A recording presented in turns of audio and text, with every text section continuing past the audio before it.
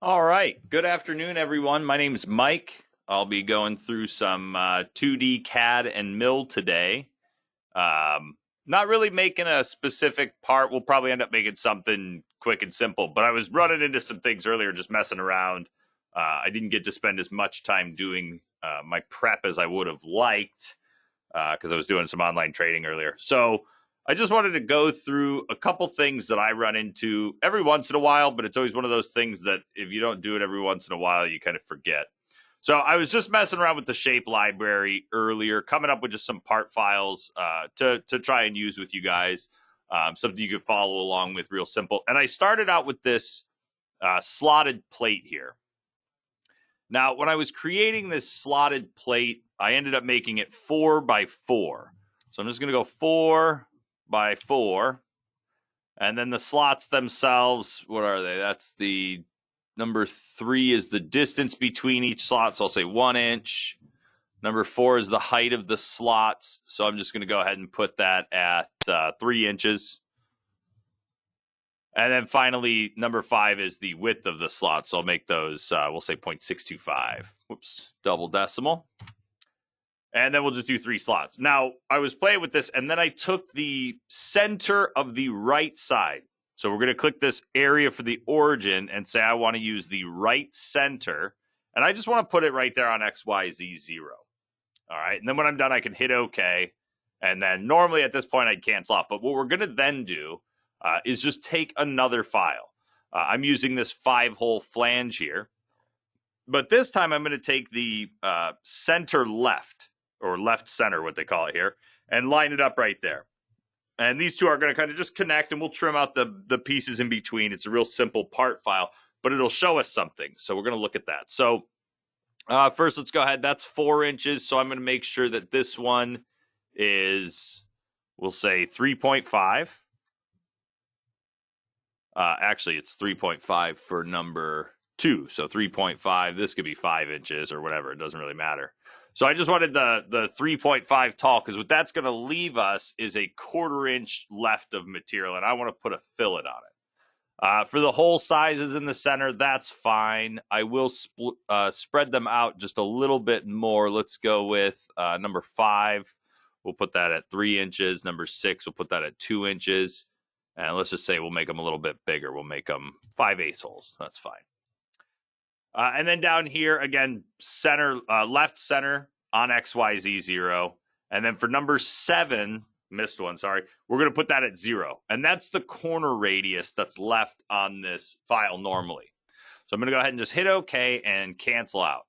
So after I did this, I just went into Quick Trim and just trimmed out these entities right here. Now, right here, I want to put a fillet going this way and a fillet going that way.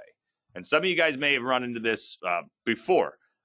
When I do this, if I go up to Create 2D and I go into Fillet and I leave it at 1/4 inch, because the length of that line right there is exactly 1/4 inch, it won't put a fillet on it.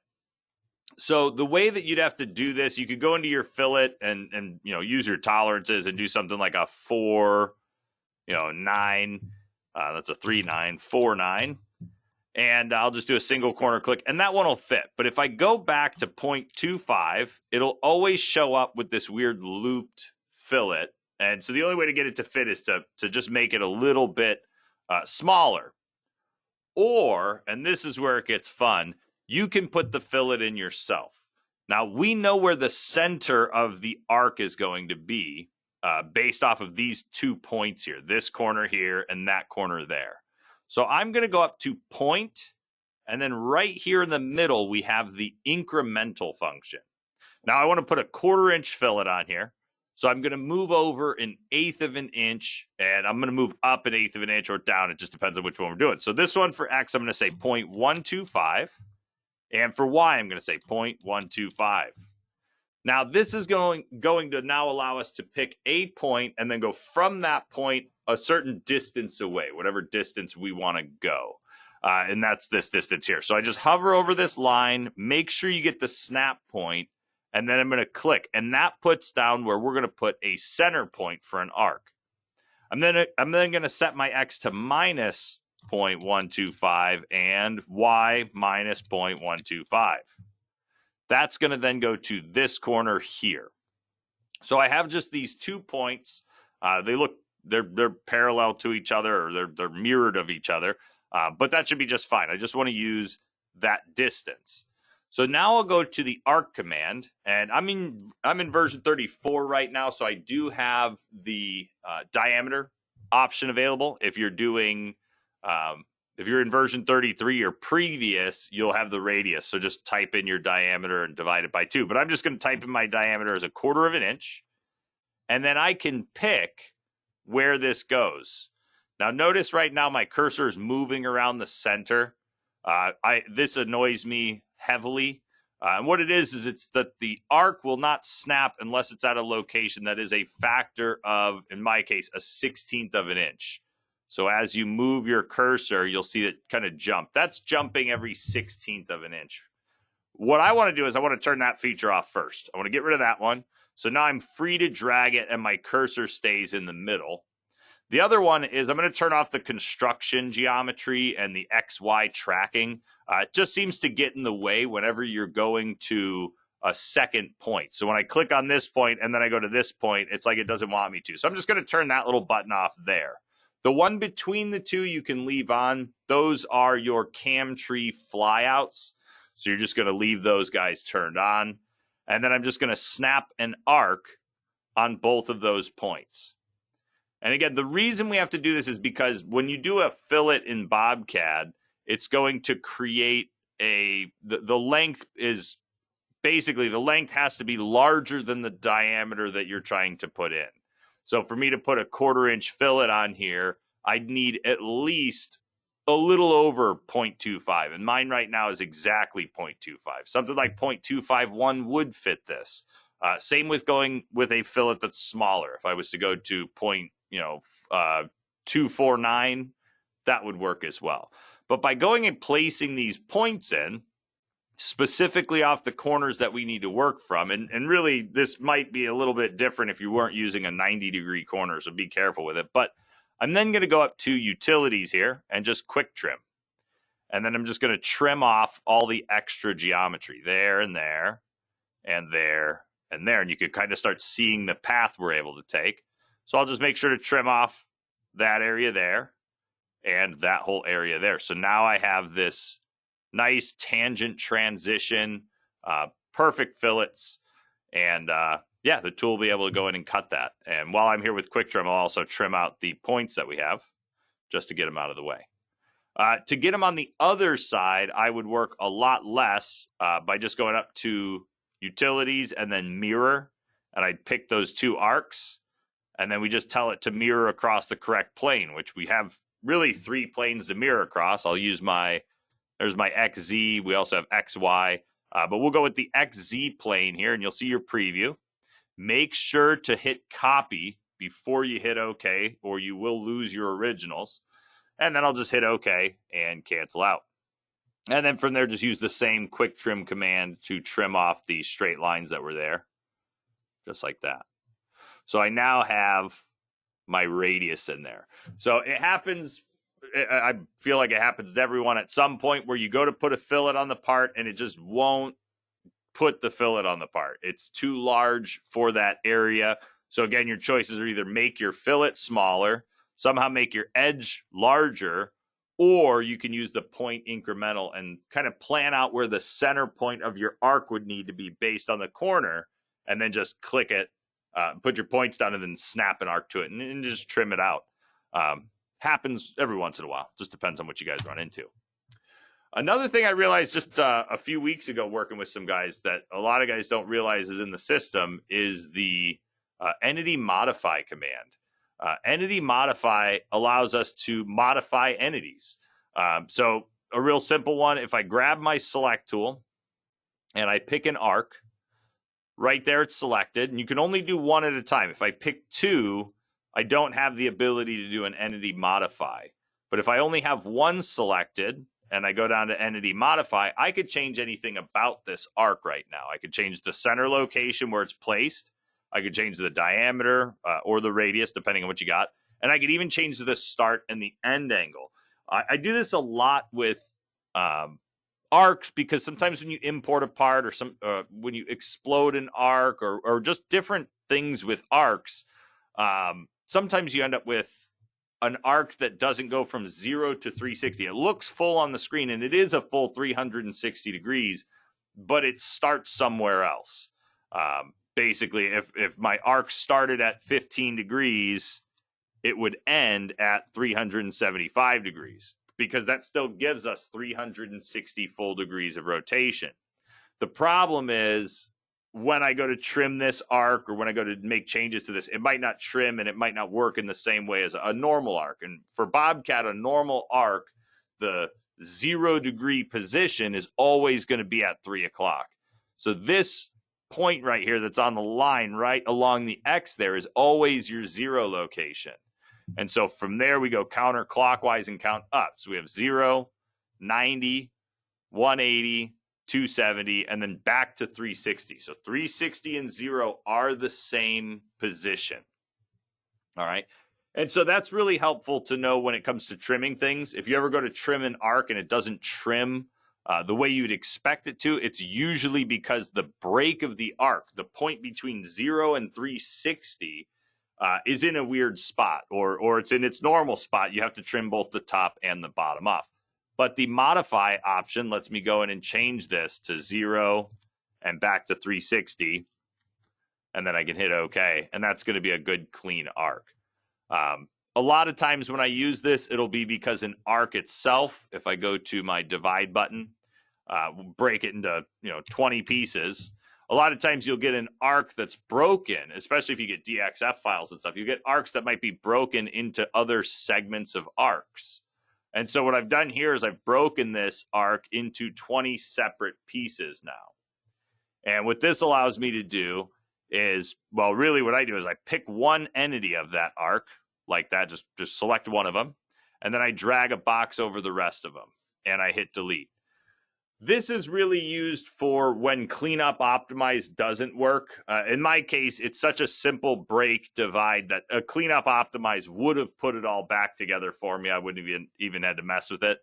But another way of doing it, another pretty quick way of doing it, is to just isolate one piece of the geometry, then click on it, right click and go to your entity modify, and you can change it. So this is going from 342 to 360. Now it's going to go from 0 to 360, and it'll rebuild that arc. It'll have the same center point, the same diameter, everything about it's exactly the same.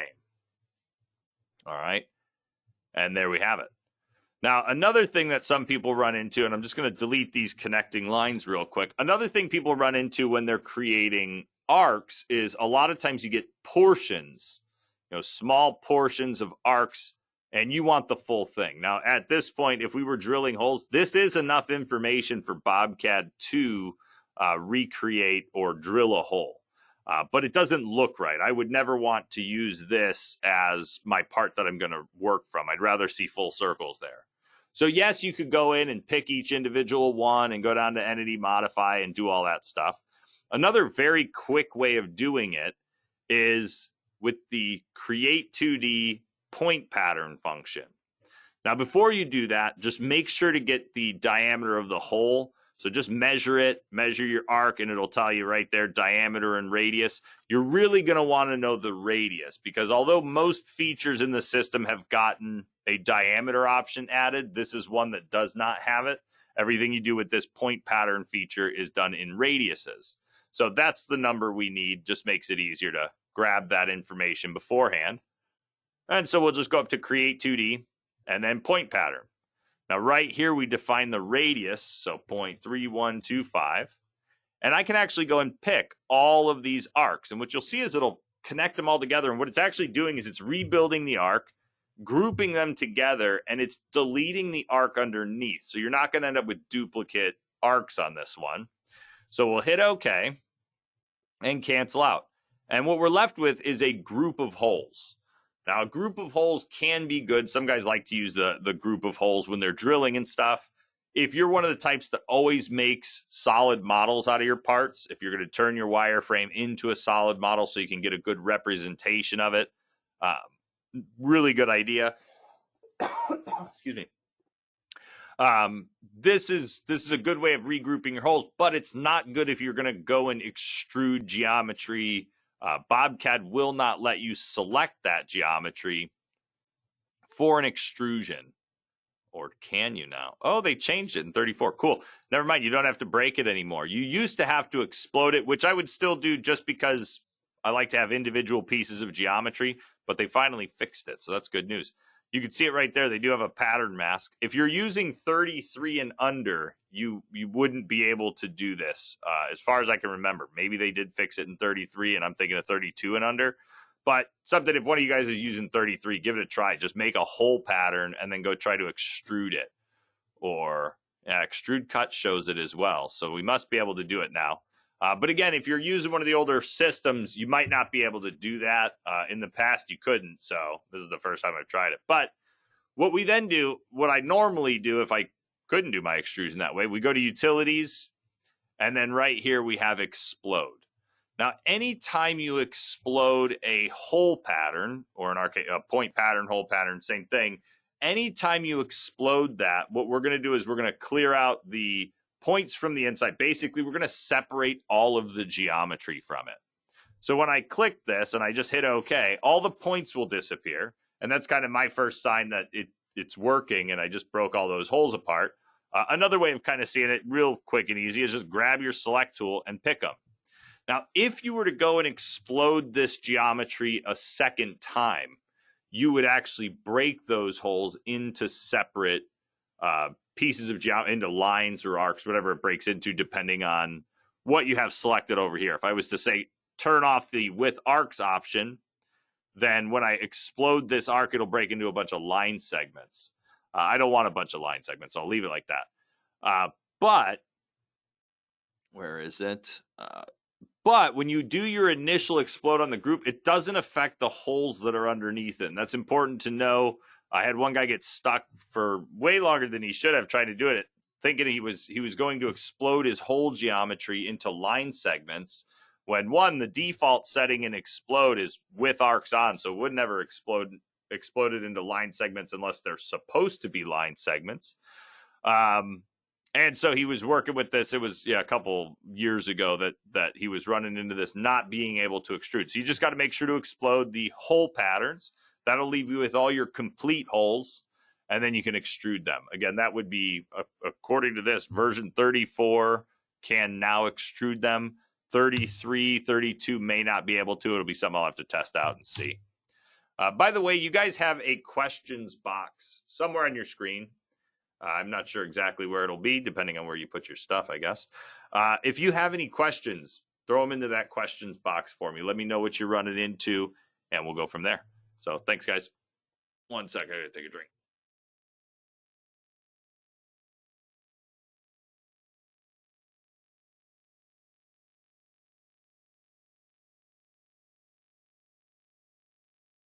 All right, so continuing on with, we'll just continue on with this part. I'm going to hit undo a few times and bring back my slots there. And then I am going to go and change just these two. I'll do that one and that one. So I'm just going to delete those and just convert those into just holes, quick ones. So there, point pattern, that's the right size. So we'll pick all 4 of them and hit OK.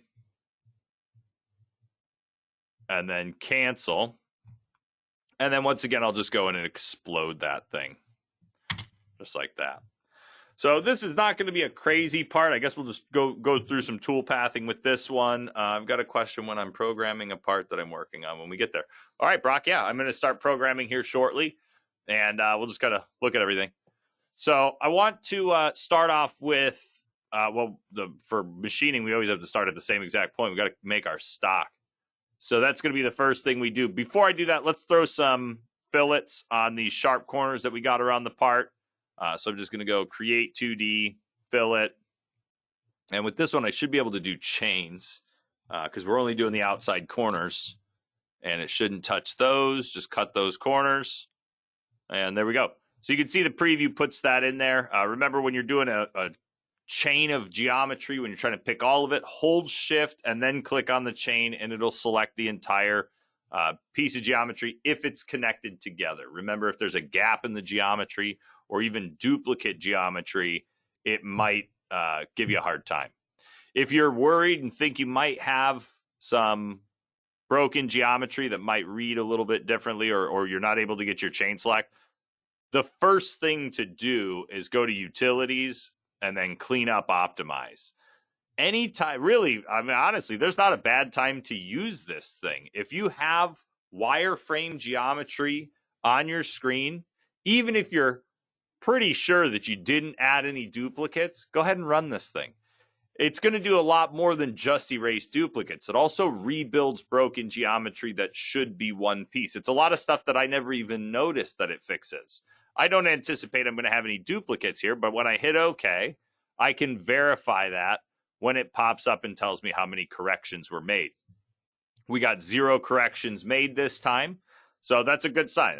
It either means the geometry's really good or it's really, really bad.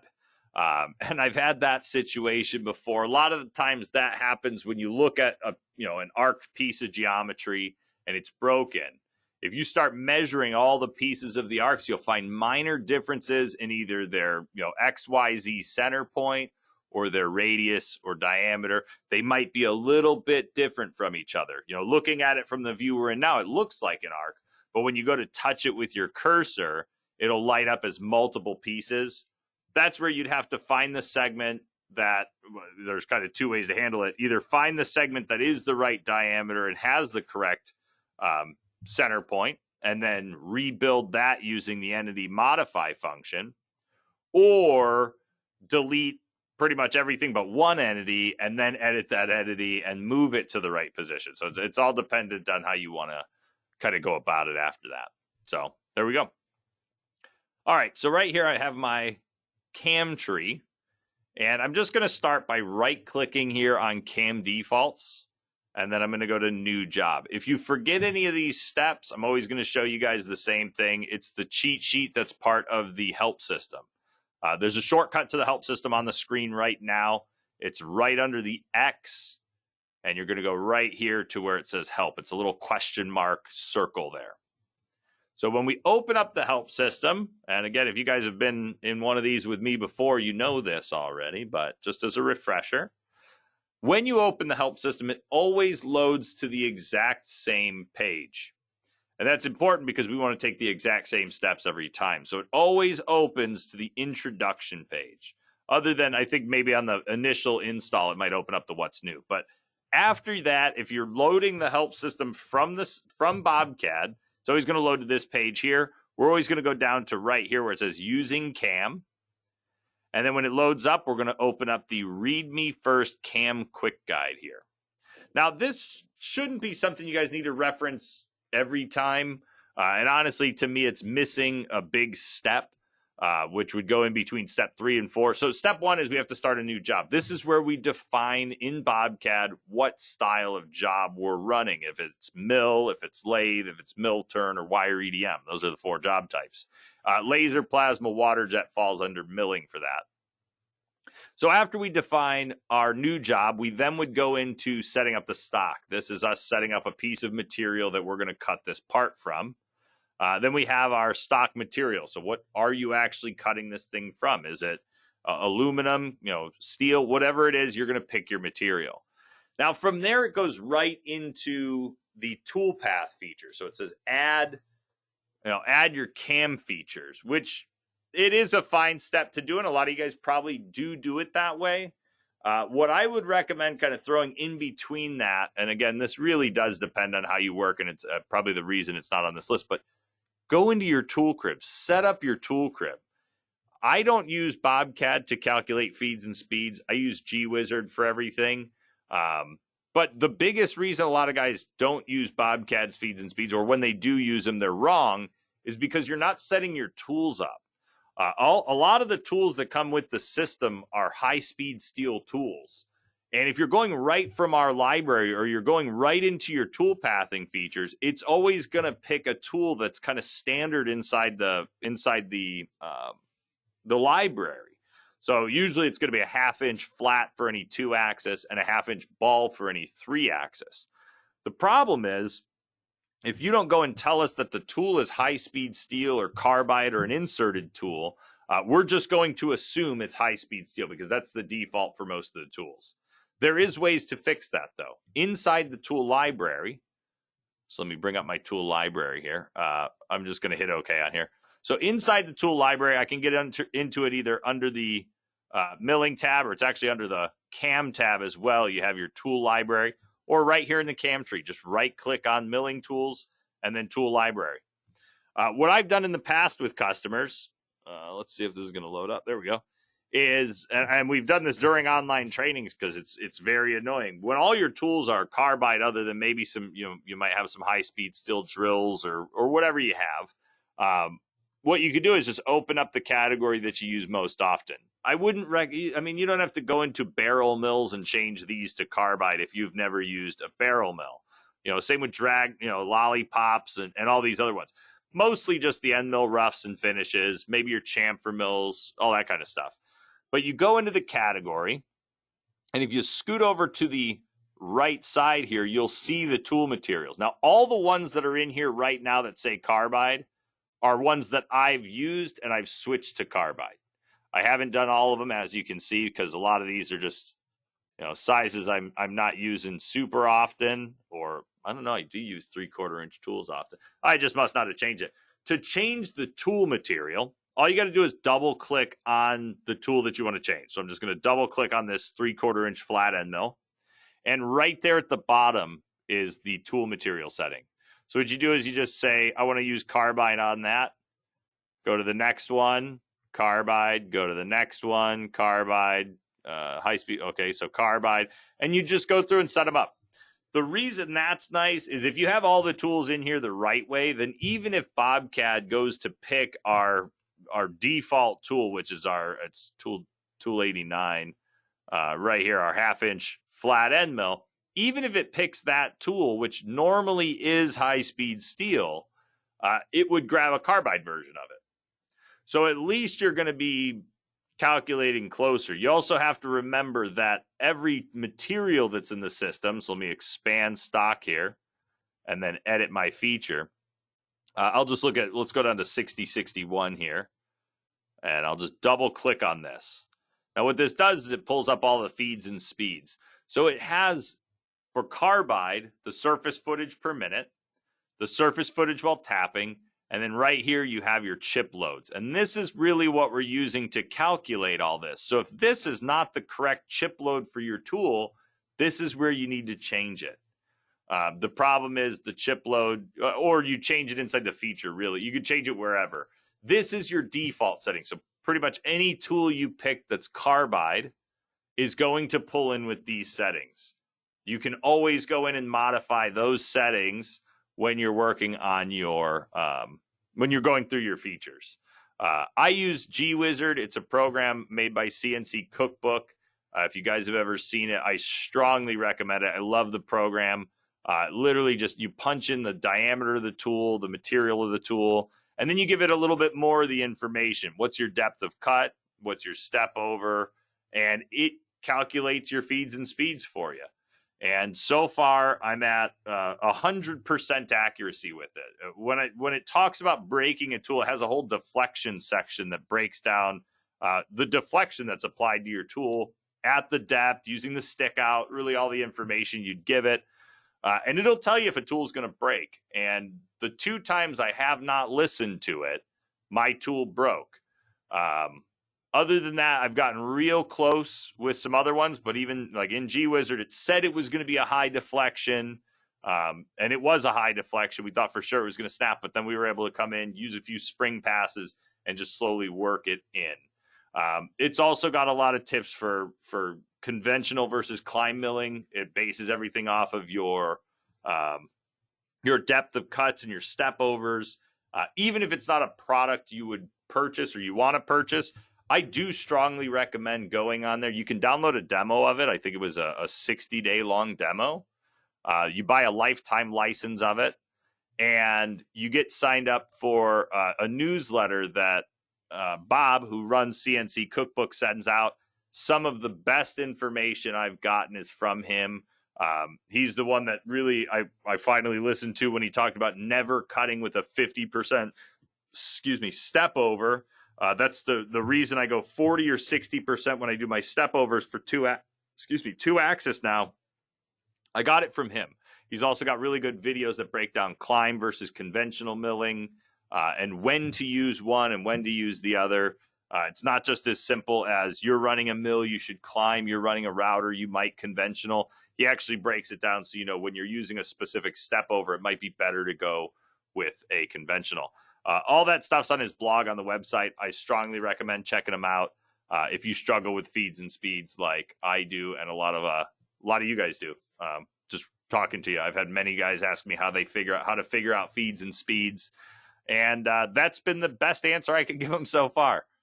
It really has everything kind of built into it. All different tool types too. You can use it for drilling, engraving. I just used it for some thread milling with a customer, and feeds and speeds were spot on. So there we have it. Now I didn't do my stock yet. So I'm just going to right click here on stock and go to the stock wizard and basically just use a rectangular piece of stock that fits the shape there. Let's go ahead and make it a little bit bigger. Actually, we don't have to make it any bigger. So what we're going to say is we're starting out with a 9x4 piece of stock. It's all faced up. It's all squared up. We're good to go. So the only things we'll have to do is shave off these corners and kind of shave out that section there, which we will do using just profiles. We're going to try that out. And then the other thing I'll do just to make it so I got something to hold on to, I'm going to add on the offset minus for Z, I'm going to go ahead and add just a 1/4 inch of material, so 0.25. And I'll just say that's what we're holding on to, and we'll go an inch deep. It's whatever depth you want to go. From here, we go next, and I'm going to go ahead and pick my origin as the bottom left-hand corner right here.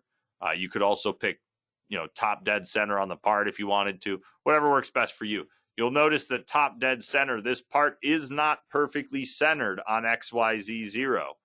Because we'll kind of break it down into two sides here. This left side's 4 inches wide. The right side's 5 inches wide. So I didn't adjust anything. I didn't recenter anything.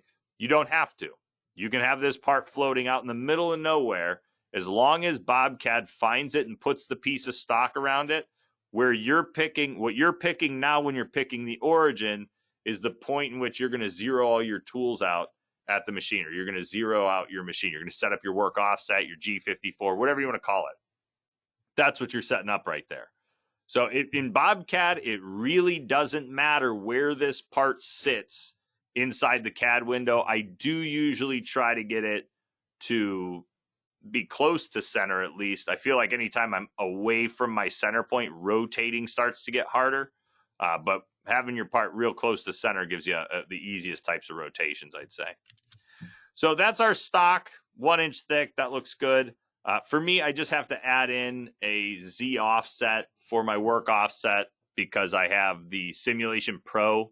And so I have a machine that shows up in my simulation. So I'm just going to go ahead and put this at, we'll say 1.75.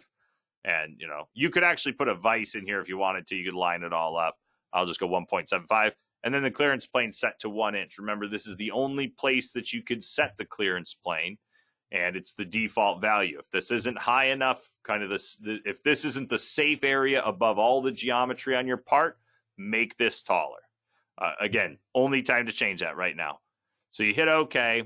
I mean, that's kind of a lie. You can always hover over the cam tree fly out here, and you could actually change your clearance plane on the fly. But as you go through your features, your drilling, your 2-axis, 3-axis, you'll have your clearance plane. You can't change it inside of a feature. You can only change it here in the machine setup, and that's kind of the only place you can do it.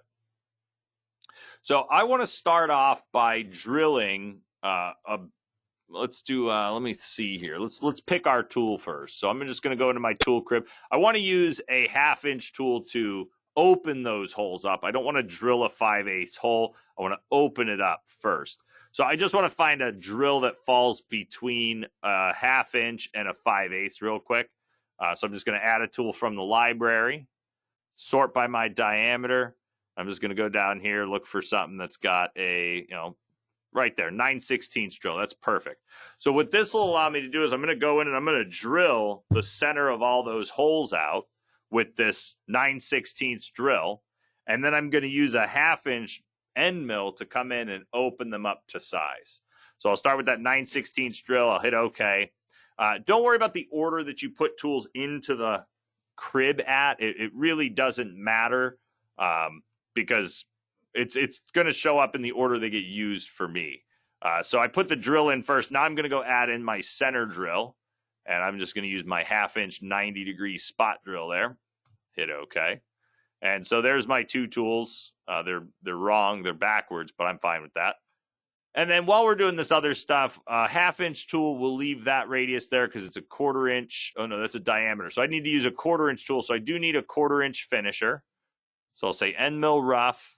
We're going to go ahead and pick our 1/2 inch tool. So I'll pick my 1/2 inch flat end mill standard. And again, if you want to change your material, your tool materials at this point, this is not a bad time to go in. You could change them right now. You could double click on them, change it from high speed steel to carbide, whatever you want to do. This is the original one, so I'll hit OK. And then finally, I'm going to go to end mill finish. Now, people always get confused on this. This is a question I get all the time. Why is there an end mill rough and an end mill finish category? And why does sometimes, when you're making a tool path and you're on a finish pass, why is the tool called a rough tool? The reason the tool is called a rough tool is because that's where it came from. It came from the end mill rough category. The end mill finish, if it says finish inside of your operation, that's because the tool that's actually chosen is from the finish section. It's from this end mill finish category. That's all it means. You can use roughing tools for finishing. You can use finishing tools for roughing. It's just which one of these two categories that tool came from.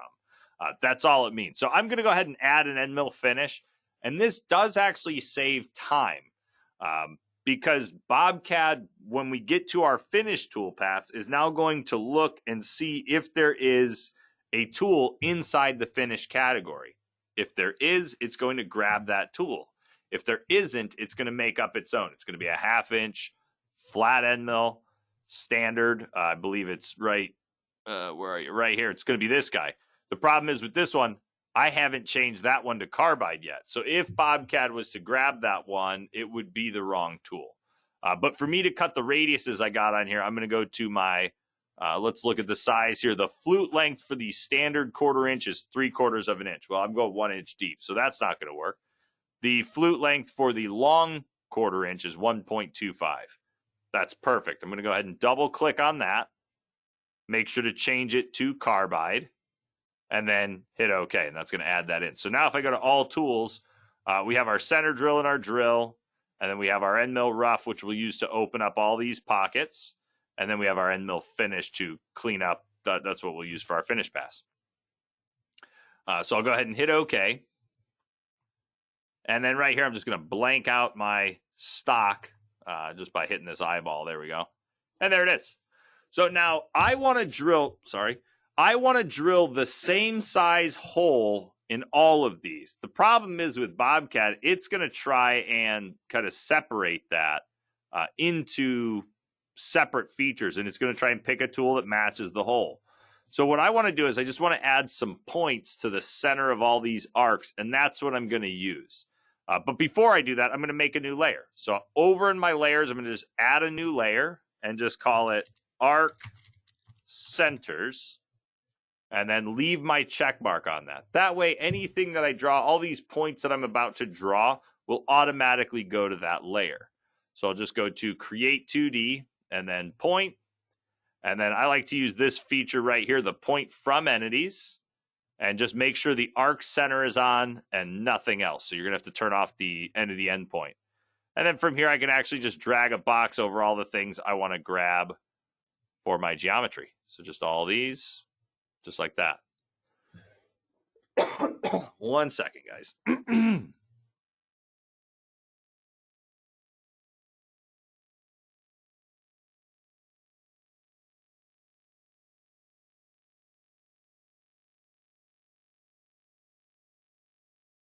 All right, so now I have all the points showing up. I have the previews at least. And so I'll hit OK and cancel out. Now, why I put all these points in It's just so that the system reads the center points, because that's all that really matters to me right now. So if I turn off my CAD layer, I'm left with all the points for all the holes I need to drill. So now I'll go to my CAM tree. I'm going to right click on Machine Setup 1, and then I'm going to use the mill drill hole. Now, if you spent the time to actually go and create this as a solid model, hole recognition is available, and you can pick a solid model and then recognize the holes that are in that model. In my case, it's still not what I wanted to do. This is probably the easiest way, is just by making all these points. So I'm just going to do a mill drill hole and select my geometry and just drag a box over the whole thing and then hit OK. And because I isolated that and I brought it to a separate plane or to a separate layer, I'm sorry, that is the easiest way to get it. There's no duplicates because I only extracted or created points on the centers of the arcs. It's good to go. So for the depth, I do need to manually enter this because I don't have a solid model to pick from. So I'll just say, let's go 1, and that it is a through hole. For the diameter, I picked, 9/16? So I'm going to go 9 divided by 16. You could punch the fraction in directly, and it will get the diameter for you. And then I'll hit next. Right here we have our feature page. Pretty much the same stuff we saw on the last page. If you notice down at the bottom, we can't go previous anymore.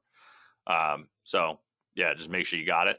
Now, I did see this on Facebook yesterday. I think it was yesterday, a couple days ago.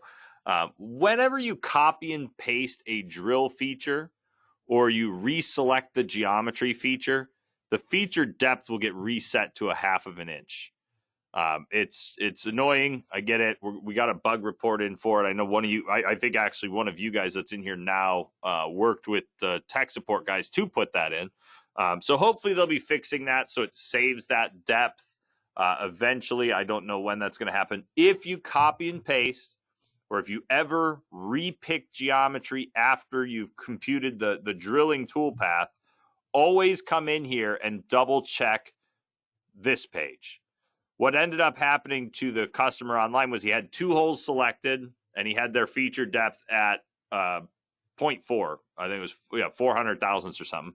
And then he realized he forgot to select a hole. So he went back, he picked the other hole, but because the hole itself, the diameter was the same, but the hole depth got reset to 1/2 inch, he ended up with 2 groups. One group that went from the top to 400 thousandths, and then another group that went from the top to 1/2 inch. And so that messed up everything when he went to go run the part. So always make sure to just go back in here and check. And if you do have groups that are, let me break this. If you do end up with groups that have multiple entities, you can regroup them back together. After all their depths are the same. You can only group things if their information matches. So I'm just going to go ahead and pick this all the way down. I'm just going to hold shift and pick to the bottom of the list here. And then just say regroup those holes, and it'll put it back into that group. Again, not exactly, it's going to really depend on what you did. Sorry, I keep hitting the microphone. It's going to depend on what you did when you picked the new geometry, if you copy and pasted. But yeah, another way to get around it, and it doesn't show here, it's where it gets kind of dangerous, just to fast forward and kind of talk about the same thing here. If you are going to copy and paste a toolpath and you want the feature depth to be saved, you can actually do it on the drill page, or just the parameters for the drill. You'll uncheck the use cutting conditions button there. When that's unchecked, those depths that are saved in there are saved in there. They are not going to be wiped away by you picking a different piece of geometry. They're going to be there the entire time. The problem is, even with this, with this being unchecked, when I pick my geometry again, it'll show up as 0.5. But because, once again, this use cutting conditions is unchecked, it's still going to go an inch deep. So it really depends on what you're copy and pasting. I mean, drilling is one of those features. It could be really quick, or it's one of those deceivingly long features where if you're doing it correctly and setting up feeds and speeds, I would much rather set up feeds and speeds once and then copy and paste from one to another than to have to redo the whole toolpath every time. But if you do uncheck that button right there, it will save all those depths no matter what. All right, so back to here. We'll go ahead and hit next. For the strategy, what I did earlier is I chose the hole feature, which anytime I choose a hole, it gives me a center drill and a drill. So that's what I'm going to run with. For my machine sequence, we just have our sequence. Really, I'm just going to leave it on optimized. It's going to figure out the best way. The way optimized works is it kind of puts together the closest, the pick order, and the X and Y directions, and it picks the most efficient one of those. So usually this is picking a pretty good option. Down here is just what corner do we want to start in. If you break your part into just a rectangle, do you want to start near the lower left, lower right, or upper right? And you'll just pick whichever one you want. I'll go lower left, get up there, and then hit next. For the posting, the only thing we really have on here is your work offset. And normally you do not ever have to change this. The work offset is made to use whatever work offset is inside the machine setup. So it shouldn't be something you really ever have to mess around with. Other than that, the output rotary angle, that's a option for 4-axis machining. If you're doing some 4-axis machining, you're never going to use that option. So just be aware of that. Sometimes people get confused and start clicking buttons. That is for 4-axis, and even if you're doing 4-axis, you're not going to do it this way. So next. Because I set up my center drill earlier, my 1/2-inch 90-degree spot, again, that's one of the benefits of setting up your tool crib is BobCAD goes into the tool crib. It looks to see if there's a center drill. If there is a center drill, that's the one it uses. If it doesn't see a center drill, it'll always pick a number 5 center drill. And the same thing's going to go with any tool. If it's looking for a specific tool type and you put that specific tool type inside your tool crib, then it'll always grab that tool type. So we'll go ahead and hit next. Right here for the parameters, this is the parameters for the center drill. So on this one, you could either set up the depth that you want to center drill to, or you can define the center diameter at which you want the hole to kind of stop. What do you want the top of the hole to register as for the diameter? In my case, I'm using a 1/2-inch 90-degree spot. If I was using something like a 3/4-inch spot, I could go in and use it to chamfer the hole. But the drill that we're using is a little bit too big, and I'm cleaning out on all that geometry anyway, so it doesn't really matter. And so I'll just hit next. Right here for the drill, it grabs our 9/16 drill. Anytime you do a hole inside of BobCAD, even if it's some random number, excuse me, that you enter in for your diameter, BobCAD will make a drill that matches it. It will be a drill that might not even exist in the tool library or even in real life. But we will create a tool that matches it. So just be aware of that. And again, I didn't change it on this one. My drill here is high-speed steel, so the surface footage is 508. This one is carbide, so you'll see it's using that 1320 for the feed rate. So there it is. And then finally, we get to the parameters. Now, the parameters allow us to change the cutting condition. So if you do want to change the depth at all, you can uncheck Use Cutting Conditions and then change your depth. The reason we have 50 thousandths extra showing right now is because whenever we tell BobCAD we're doing a through hole, we add 50 thousandths onto the total depth. The reason we have a different number in the overall depth is because that's the overall depth that the tip of the tool is going to travel to. The edge of the tool or past the angle here is what's going to show up for the effective depth. So we should be going through the part with our effective depth to get us cleared enough that when we flip this part over and face off the bottom 1/4 inch that we left on there, the hole should go all the way through. And then also one thing to note, and I just saw a guy did this, I think it was either on the forum or one of them. He had a bunch of holes set up, all the same diameter hole. They were all 1/4 inch, or actually 201s. He was getting ready to do a bunch of tapping. They were all 201s, but they were different lengths.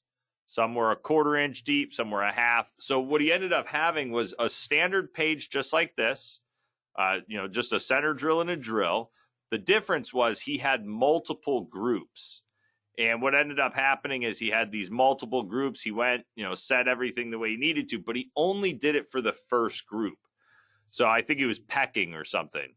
When you do a peck, you have to choose peck and then define the peck itself. And if you have multiple groups, you'll have to then click on group 2 and make sure to turn on the peck. And group 3, and make sure to turn on the same settings. So just be aware that going in and setting up pecking, if you have multiple drilled holes, but they're at different, heights and depths and all that stuff, you may need to come in and pick the different groups before you can really mess with them. But there we go. I'll go ahead and just hit compute. And there's all 11, of our drilled holes right in the middle of there. So now all these parts have a 1/2 inch or a 9/16 hole in them. So now what I want to do is I want to go and machine all these pockets all the way through. All right. So I'm just going to right click on machine setup 1 and go down to my mill 2 axis. Now I'm not going to do this slot right now. I'm just going to go in and pick all these holes right here.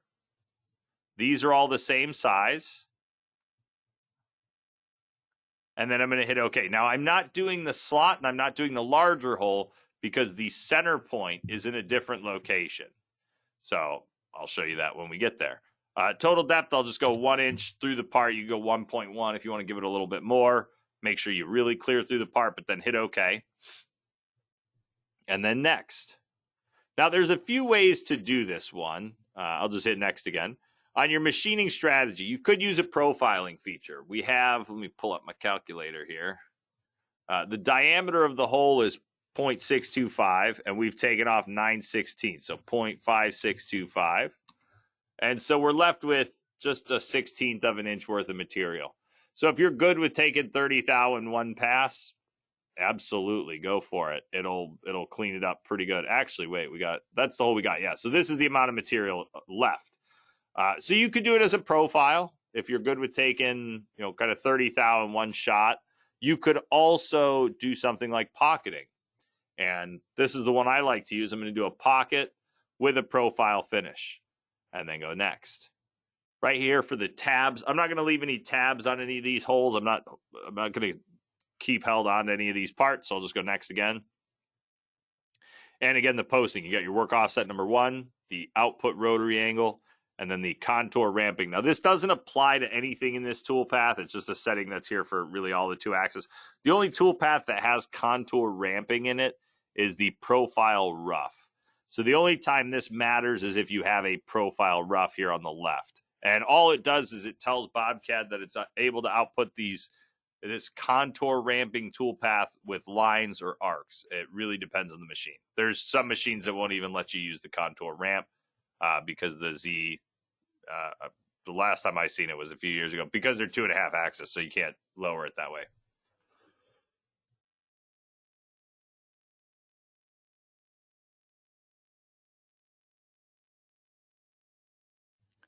All right, so we'll hit next. Right here for our roughing tool, we have our 1/2 inch flat end mill. And you got your feeds and speeds down here. Again, you can see we're calculating it based on a 5 thou feed per tooth. I might drop that to 2.5, and I might drop this to 13 for the plunge, or whatever's realistic. You'll see there's my feeds and speeds at a 10,000 RPM spindle. So definitely closer. This is aluminum, 100 inches a minute, 1/2 inch tool. Definitely not out of line. Really is going to depend on how much I'm taking off and what I'm doing for this whole thing. So we'll hit next. For the patterns. Now, with this one specifically, I like to use, I don't use standard pockets anymore. I don't really see the point. The real difference between an advanced pocket and a standard pocket is that the standard pocket is never allowed to do open pocketing. The advanced pocket can do open pocketing. Why don't I ever use the standard anymore? Because the advanced pocket will only do open pocketing if it's allowed to. which means either you've used the option that's called detect open edges here in version 34, or you went and drew dotted lines on any areas where the tool is allowed to leave. Remember, a dotted line signifies that there's no wall there, and so the tool can go right over it. It's actually not a bad way to clean up, these little areas here. What we might end up doing is creating a dotted line that closes this off, and we could have, instead of a tool just kind of doing a finish pass, instead of just doing a profile for it, we can actually have it kind of work its way out and take out material. We'll see what we decide to do. But the offset pocket out is always a good choice. These are round pockets. So what I'm going to do is I'm going to turn on the use spiral for circular pockets. And this is going to convert all the toolpath, instead of it having a linking move to connect from one pass to the next, I'm just going to use these spirals instead. Now, right now I have a step over of 50%. And this is really the deciding factor for me on how aggressive I'm going to be with my depth of cuts. If I go with a step over of something like 5%, that's only 5% of my tool that I'm stepping over per pass around. And so this would be a really tight spiral that goes down the middle of the hole and just slowly opens up from there. Not a bad option. If I was to go with something like 40%, I might take this in multiple passes. And really it comes down to what your machine is capable of. Guy I was doing some online training with a few weeks ago, nice, big, heavy machine. He was doing 1-inch deep cuts. I mean, granted, we're only shaving off 30 thousandths. So he was doing 1-inch deep cuts after drilling the holes and just opening them up with a 3% step over is what he was using. But we'll go with 5 for now. I want a climb mill, and then this use spiral for circular pockets should keep everything moving as a spiral. So from there, I'll go next. On the parameters page, how much are we going to leave for the finish tool to clean up? We'll do 10 thou this time. And then right here, we have our steps. So I have a 5% step over. So I'm going to tell it, I just want to do, this is the rough pass. Let's do it in 2 passes. So we'll do 2 half-inch passes, just multiple steps there. And then if you ever want to do more than 2 passes, because anytime you do multiple steps, we just take the depth and divide it by 2. If you ever want to do, say, 4 passes or 6 passes, you can just do the math right there. Take your total depth and divide it by the number of passes you want, and you will get that depth of cut and that number of cuts. All right, so let me set that back up. We'll just do 2 passes, half-inch deep, and go next. For the leads, now I'm going to leave it on plunge. And I want to start with plunge because it should plunge right down the center of the hole where I left it. Otherwise, I have to create plunge points, and I really only wanted to do that on the slot that we got down there, but we'll find out. So we'll leave it on plunge, and if I don't want to use a plunge point, then I could also go and do something like a spiral entry in and kind of have it spiral its way down the center. Just be aware that usually when you do that, the spiral entry has to be pretty small to go down the middle. We only have, we got a 1/16 of an inch, so we should be fine. We'll find out. We should be able to see it in the simulation if it's going to clip the part on its way into that hole, which is what I don't want. I want it to plunge down the center that we drilled and then open it up from there. Next, we have our machine sequencing. Just going to turn that on optimize and kind of let it choose what order to cut all those holes in. And then we have our links, no changes. Our advanced feed rates, no changes. And then right here, we have our finish tool. So grab my 1/4-inch end mill. For the patterns, we have 2 patterns, system compensation and machine compensation. System compensation means we're compensating the tool for you. Machine compensation is going to give you a G41 or a G42 that you could use or that will show up inside the code and allow you to have a little bit more control out at the machine to offset the tools, to compensate for the tools. So I like to use double comp. Basically, the system is offsetting the tools. So now what that means for me is any lead in I use, as long as it doesn't go too far across the part, kind of to the other side, it's going to work. And I do have the G41 comp. So that's perfect. So I'll just go ahead and hit next.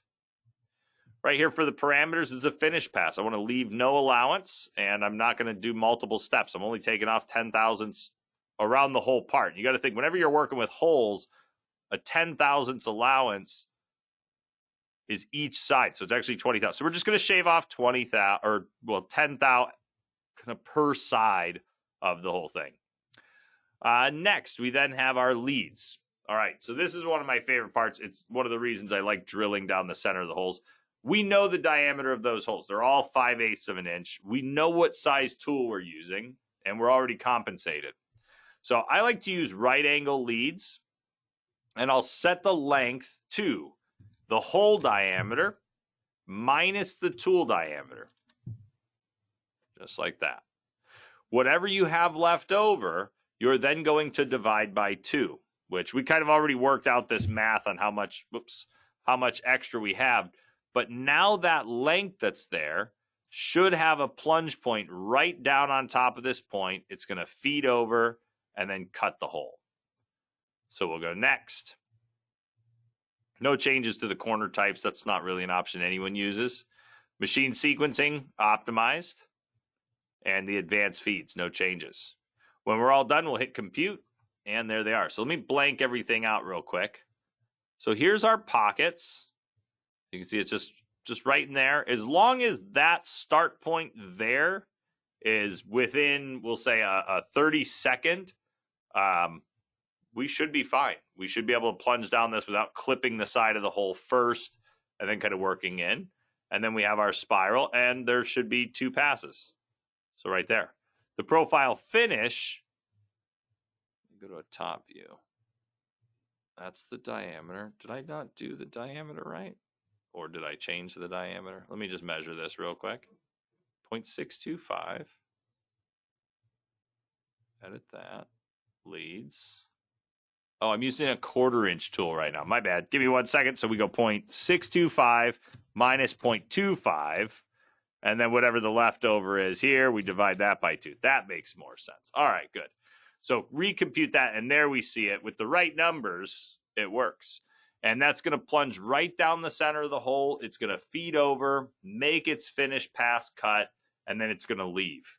Now, one other thing you could do, especially with 90-degree turns here, instead of having a right angle lead that just gets to the end and leads out, you could also go in and let me edit my profile finish, go down to the leads, and right here we can add a little overlap amount. So I'll just go with 0.1875 and just hit compute. Now what you'll see is there's 2 lead moves. So there's our lead in.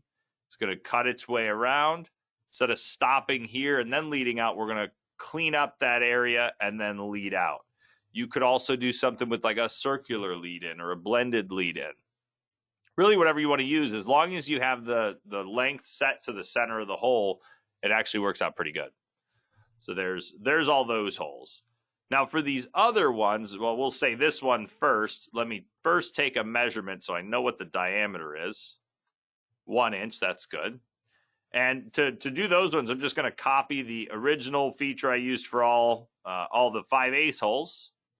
And I'm just going to right-click on Machine Setup 1 and say Paste Feature. Now, when you paste everything but a drill, or any 3-axis, if you copy and paste 3-axis, it doesn't ask you any questions. So if you're copy and pasting a drill, or you're copy and pasting a 3-axis, it won't ask you anything, or won't tell you anything. When you copy and paste a pocket, a profile, it'll ask if you want to use the same top of feature and depth values. For 3-axis, when you copy and paste, it keeps every setting the exact same. The thing it drops is what your geometry was. And if you copy and paste a drill, it remembers what tool you used. It remembers whatever settings you had, especially as long as you've unchecked them. But if you go and pick geometry, it might reset the depth and do some other things to you. So I'm fine with using the same top and depth. They're going the same distance. Just going to right-click on geometry, say reselect, pick that arc right there and hit OK. And then I'm just going to edit my feature once again. Go to the leads page for my profile finish, which I will note, this length right here is fine. As of right now, I'm plunging in just fine. I'm not going to hit anything. This is the finish pass anyways. I'm really concerned with hitting something on the pocket pass up above. But I do like it when my tools plunge down the center of the hole, feed over, make their cut, and then leave. So I'm just going to say 1 inch minus 1/4 inch. Again, that's the hole diameter minus the tool diameter that's currently being used. And then whatever's left over, you divide by 2. And so I'll hit compute and blank that guy out. There's my pocket, bit more tool path than we had in the others, and then our profile finish right there. So now the last one is going to be this slot, which I'm just going to hide all that geometry for the points for a second. And I'm going to shrink this up.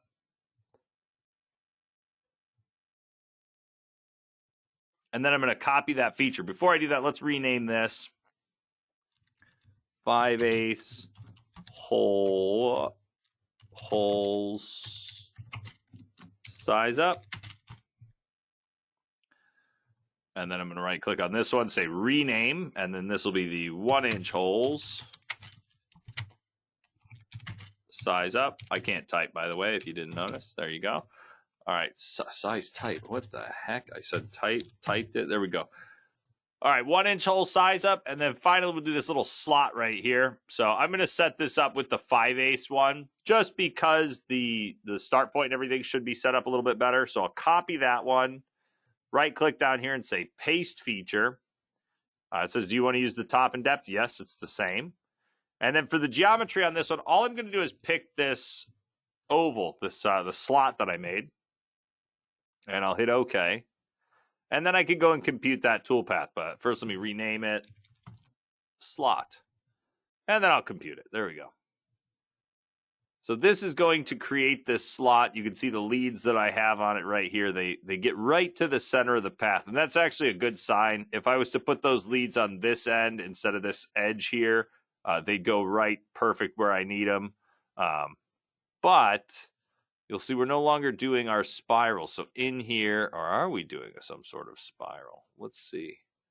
I don't see any linking lines. Oh, there they are. Yeah, okay. So there's our linking moves. Let me blank this out. Here's our pocket. So those are the links. Now, what we could do is either leave those links in there, and that's how we're going to cut from one pass to the next. Right now, I'm set up, because this isn't a perfectly round pocket, the use spiral for circular pockets isn't really doing anything. So I'll hit compute here, and we'll see there's our pocket, just an offset out. So there is linking moves in between there. If I edit this, another feature we have, though, and it's up to you if you use this, but the one I like is this morph spiral right here, or we could use the adaptive roughing or high-speed machining strategy. I'm going to go with the morph spiral here and just hit compute. And what we'll see is instead of having those link moves right there, everything just basically gets converted into a spiraled move. So it's going to spread a little bit more than it did before when we were doing just the standard offset, but it's going to get rid of those linking moves. So we'll go ahead and run it. Now we can see that right now we're plunging into the material right in the center, and I haven't cleared out any material there. One thing I could do is just go create another point and slap it in the middle right there. That would work fine, and then we'd have a drilled hole right there. Another way we can do this is to actually take a point and put it at the bottom of the pocket. So I'm just going to go to create 2D and then point, and then I'll go to my incremental once again. I'm going to not shift anything in X or Y. So those are going to go back to 0, and then my Z I'll put at -1. And then all I have to do is pick the point right there, and it's going to put a point down there, and I'll just do the same on the other side, see if there's any difference. Now in the CAM tree, when I expand the pocket feature, we have, or let me say the pocket operation, the features are these levels up here, but we have this drill tip position. So I'm going to right click on it and say reselect. I'm going to pick that point right there at the bottom, and I'm going to hit OK. From here, I'll compute the toolpath once again. And then if we look at the pocket itself, we're actually plunging in down here, and then we're going to start our cut. So there it is. We'll fit all that, and there it is. So let's try that out. Let's give this a save as. Find my folder here.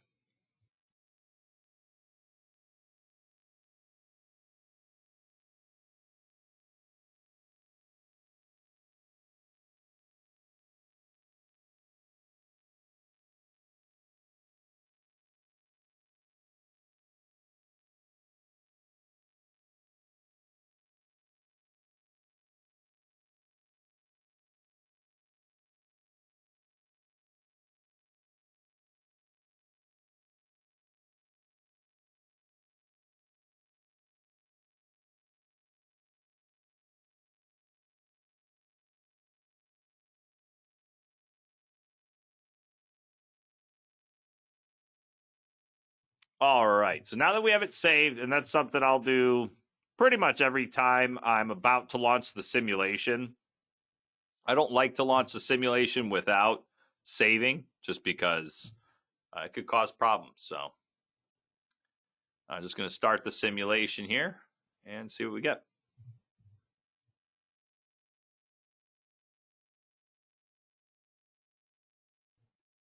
Now, we haven't done the outside yet, but I'm fine with that. We'll go ahead and just say run. Do I have my tool turned on? Nope, there we go. Show the tool. And we'll start with our center drills first. I'm going to slow that down so it doesn't go outrageously fast. So there's our little center drills. And then we're going to go in and drill them. And this one has a PEX set to it, so right there. We only got 5 PEX, so that's not too bad. Sometimes I do this not paying attention. I'll end up with 20 PEX, and the simulation takes forever. So you can see there it is. It's plunging into the bottom of the pocket, or into the depths of the pocket, but right down the middle. And then it's just opening it up to size. You can see the little bit of difference right there. It's a good way to get your, well, one, your holes are going to be round compared to what they could be with your drill. And there we go. That looks good. Okay, so there's our 1-inch hole.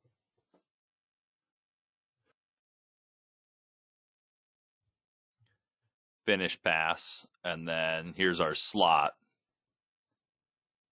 And I had it plunge down that hole so that we have that little bit of clearance, and then we could start pocketing it out.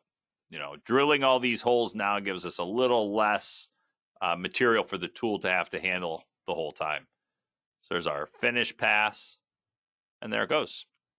Overall, not bad. I don't like the order that it ran everything in. My default setting for most of my stuff is, for my machining order here, it's going to be under individual feature. And so what you'll see is we have a lot of tool changes that are going from our 1/2-inch tool to our 1/4 inch, back to our 1/2 inch, back to our 1/4. So it's a lot of tool changes that we'd have to do. This is a perfect part to use individual tools. So I'm just going to pick that and then hit OK. And now what you'll see is it's going to do the center drill and the drill. Then it's going to go in and do all the 1/2-inch tool roughs and then the 1/4 inch finishes. So that'll be a lot more accurate. Remember, if you do make a change, the simulation, even hitting restart, does not change the order. It doesn't reload all that. You always got to exit the simulation and then start the simulation again. And then what you'll see over here is now we'll have all our roughs and then all of our finishes right over there. So you got all your roughs, all your finishes. And we'll end up with the exact same result, except it'll waste a little less time with tool changes. So there we go. All right, Brock, if you want to type out your answer or your question, we're going to be done with this here soon, so I can start putting something together, just so you know. All right, so now what I got to do is just these outside cuts. Now, it's up to you. You could do the full path all the way around the outside.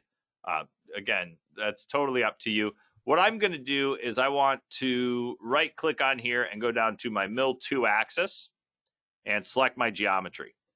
Now, the geometry for this is pretty much the outside. So I'm going to hold Shift and pick the entire outside chain. But then I'm going to deselect the sides that are already done. So that one, that one, that one, and that one. And what I'm left with is just these little pieces of geometry as well as these full radius kind of pieces of geometry here. And I'm going to set the depth to, we'll go 1.1 deep this time. And then hit OK. Well, hold on. Sorry. Before I hit OK, I want to go in here and look at these. I want to make sure that they're compensating or pointing the right direction. So for this one, to the left will put us on the outside. That's what I want. For that one, to the left, that one to the left. All right, they look good. So now we can hit OK. Sometimes you got to check your direction. You might have to reverse it when you're doing this kind of thing. Now for this one, we could go with extensions. I just don't know how the extension's going to work right here. So I'm not probably going to use extensions. I'll probably use just let my leads take care of it.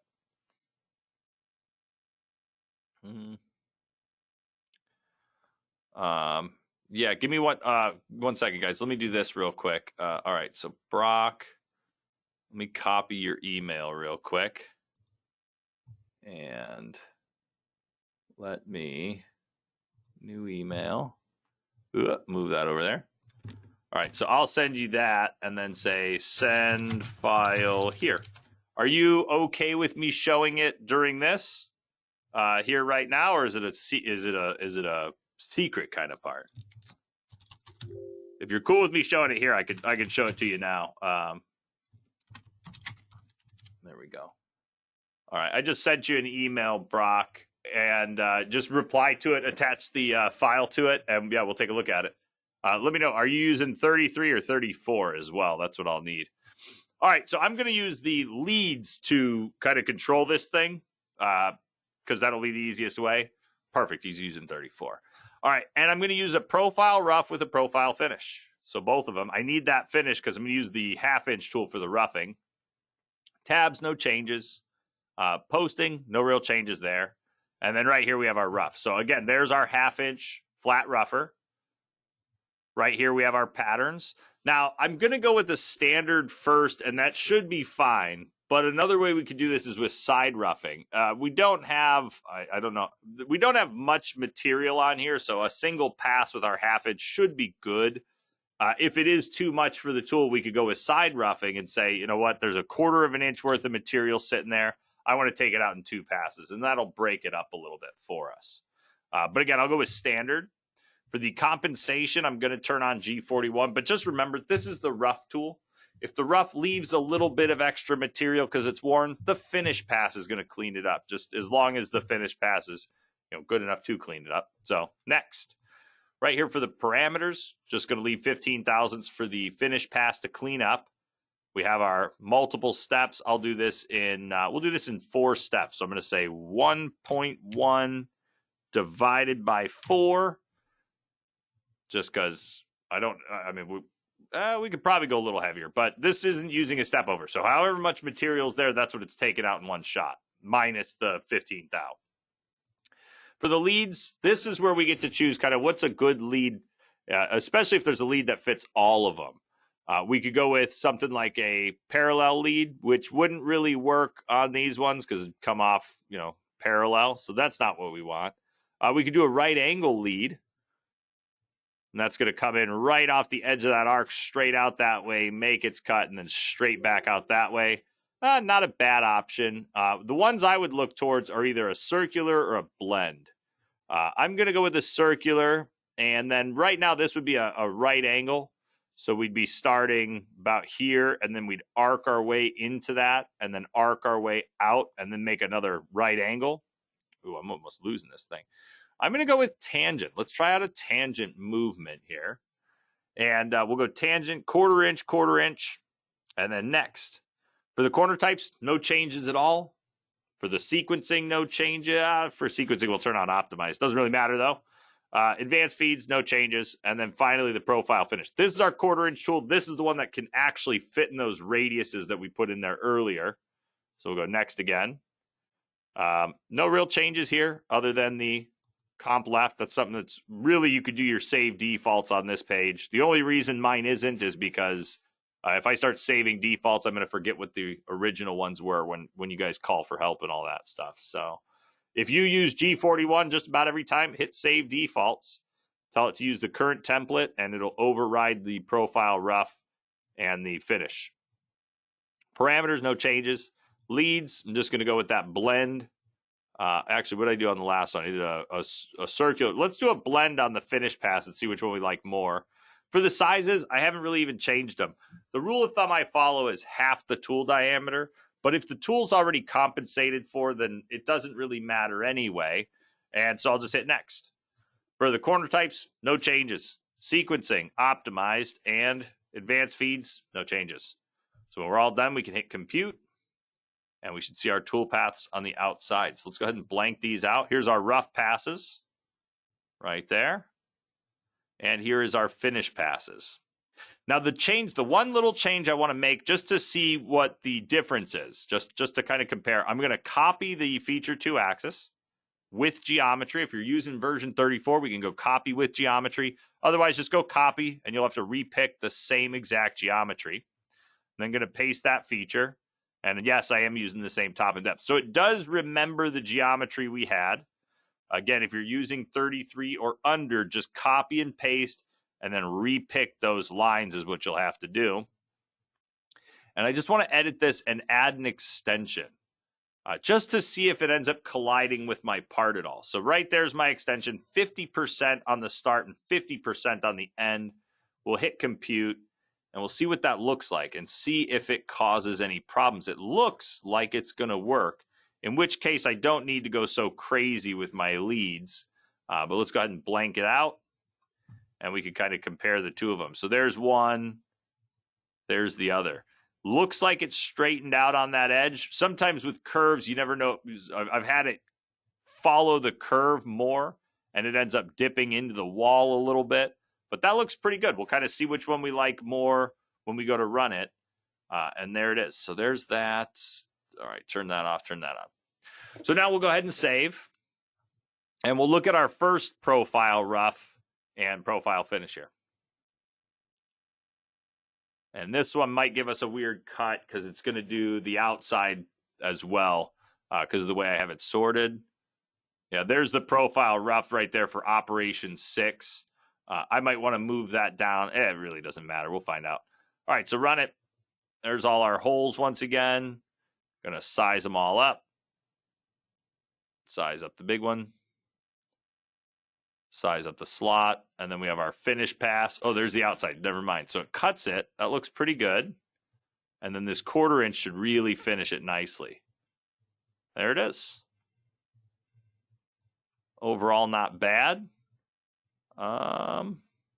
Is that just the shimmer of the wall? Yep. So that one works. It works just fine. So that's with no extensions turned on. And then what I want to do is just real fast run the other one with the extensions and just see if we have any other results. If it's any different than that, you know, we'll see. And I'll fast forward through it just so we get the final result here.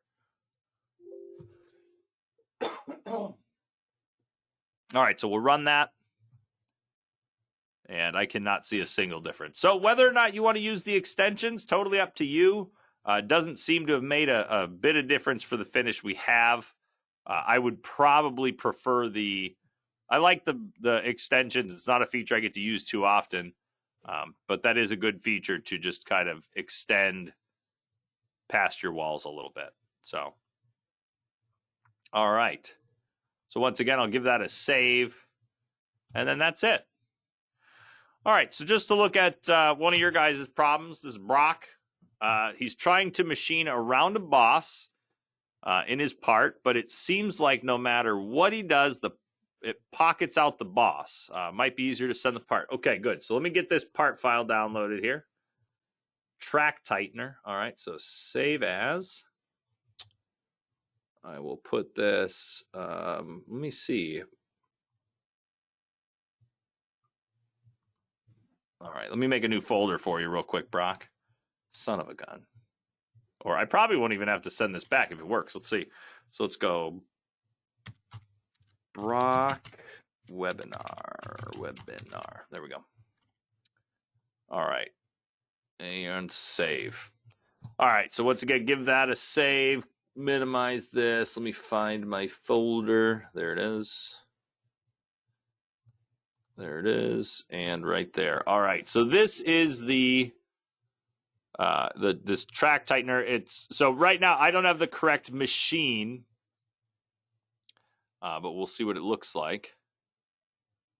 All right.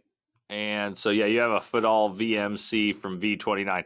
So here's what you're going to have to do, Brock, just so you know. This, I'm going to change to my BC3X mill. When you get this part file back, you're going to need to change that back to your machine for this, or you'll just follow what I'm doing. All right, so he said the boss on the left when you look at the part. So this thing this whole thing, or just this part of it? Let's do 1 or 2. The smaller square, this guy right here. Yes, perfect. All right, so you're trying to go from here around. We got some extra geometry there. around, and then so I'm the way I'm picturing this is this right here a wall, and then this right here is on a different level. Okay, good. So let me trim off the extra here. So he said I could trim off that extra. There was that little bit there. Cancel out. And then I want to, let's see. I want to, first I'm just going to do a cleanup optimize on this just in case. Not that I don't trust you. Right there. Hit OK. And so we had a lot of corrections just made, which when you're doing 2D or wireframe 2-axis toolpathing, that right there could be a big thing. Because if you're accidentally picking pieces of geometry that are no good, it could break it. What I also might have just done is if you broke this part apart at some point, I might have just rejoined it all together. So I will have to separate some geometry, but we'll try it right here. So I'm thinking we do this as an open pocket. All right. And basically we use this edge here. We'll do really, let's just try it out. I'm going to make a new layer. And I'm going to call it open pocket. Let's try this thing. So open pocket. And I actually do this kind of weird, a way a lot of people might not do it. I actually go in and I copy and paste the geometry. I don't like to move the original. So I'm going to grab this line around. We'll go down to here. And then I'll grab all this geometry. I'm trying to avoid having the holes in there just so I don't accidentally pick them. And then I'm also going to grab all this geometry here, as well as the actual pocket we need to work on. So I grab all that geometry. I go up to the Home tab and say Copy, then Cancel Out. This is important. Make sure you right-click and cancel after you copy. Turn off all your other layers. Make sure the check mark's on the new layer, and then Paste. So the way I'm picturing this, and whether or not we include this little thing here, is this is a wall. Actually, I think I'm missing a line. That's a wall. So let me grab that one just for my own sake here. So copy, cancel, and paste. So this is a wall, and we want to do an open pocket around this, leaving this boss standing up 1/4 of an inch. Oh, is there a solid? Oh, there's a solid the whole time? Well, one, our geometry's shifted. The bigger part is 1/4 inch lower. Yeah, okay, good. I was picturing it exactly as I thought I was. So that's perfect. For some reason, the solid and the wireframe is shifted from each other a little bit. Looks like you might have translated. Yeah, probably this translate right here. But not a big deal. All right, so that lets me visualize it. So what I want to do real quick. Ooh, you son of a gun. I didn't realize that was all on different levels. All right, so I need to flatten this all out. So this could be your problem right here. I think we're going to want to have that all in the same Z level right there. So I'm going to just take a measurement of this right here where it's sitting. And it is at 1/4 inch tall. It's at Z.25. So I'm just going to take all this geometry, utilities, and translate. And I'm going to translate that all down onto the same level. Remember, when you're doing your depths and stuff, it doesn't really, Z minus 0.25. When you're doing your depths and you're working kind of wireframe like this, or especially yours, you have a solid model. You can pick the depths. You have all your geometry on one layer. It'll make it a lot easier to work with. So looking at the CAD model, all of this is going to stay a solid line, and pretty much all of this. So we'll go from here. We're going to try and do this all together just to see, but we might have to change some things. And then from here around to here. Here, and here. Yep, just like that. We're going to right-click, modify attributes, line style, and then go dotted. Hit OK. Now, I might have to do this one separately just because of that little, just because it's its own thing. But now I'm just going to go ahead and quick trim this. And I'll trim off that and that. And again, this is why I make a copy, because if I mess something up, it's no big deal. I'm also going to trim out the inside of that, just for now. So the next thing I would do is find out what size tool I could fit through here. And the way I actually do that is I just sketch a line. You could go from the center point here straight over.